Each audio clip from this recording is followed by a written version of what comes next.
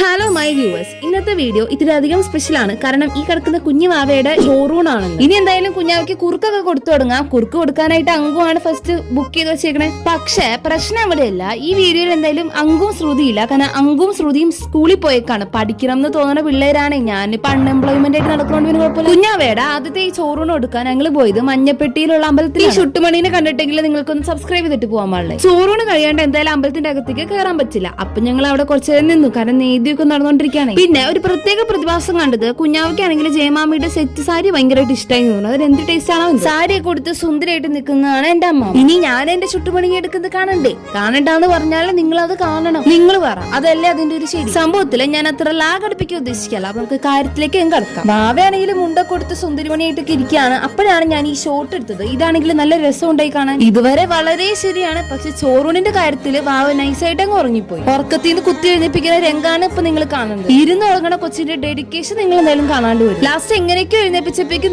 കരയാൻ തുടങ്ങി. അത് കഴിഞ്ഞ് പിന്നെ പരിപാടികളൊക്കെ വേഗം തന്നെ സ്റ്റാർട്ട് ചെയ്തു. അങ്ങനെ ഓരോരുത്തരായിട്ട് കൊടുക്കാനായിട്ട് സ്റ്റാർട്ട് ചെയ്തു. ഫസ്റ്റ് ജയമാമി കൊടുത്തു, അതിന് പിന്നെ അമ്മാമ്മ കൊടുത്തു. അത് കഴിഞ്ഞ് പിന്നെ ആര്, ഞാനല്ലാതെ പിന്നെ ആര്. ആ പറഞ്ഞത് അങ്ങോട്ട് ശരിയായില്ല, അതങ്ങ് മായിച്ചളഞ്ഞിക്ക്. അപ്പൊ ഇന്നത്തെ വീഡിയോ ഇവിടെ തീരാണ്. So bye bye.